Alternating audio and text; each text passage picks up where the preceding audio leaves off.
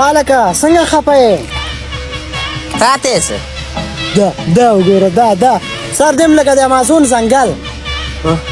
دته ګوره هواره دې همداسې ده لکه د امازون ځنګل چرمخکۍ. دې ته وګوره دې ته تا خپل قواره کتلی قواره دیم لکه د امازون ځنګل بوقا. دا سوی دا ته سره کوم ګپونه لګې سم ګپونه لګوه رزیله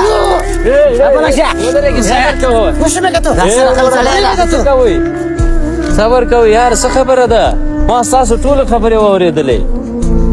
انسان الله پاک ډېر ښکلی مخلوق پیدا کړی اشرف المخلوقات. مونږ او تاسو باید انسانانو ته په سپک نظر ونه ګورو ځکه چې الله پاک انسان مخ ډېر ښکلی پیدا کړی. مونږ باید د الله پاک شکر ادا کو او د دې وړو وړو خبرو نه غټ جنګ جوړیږي نور هم خپله خوښه بیا به پښیمانه استئ.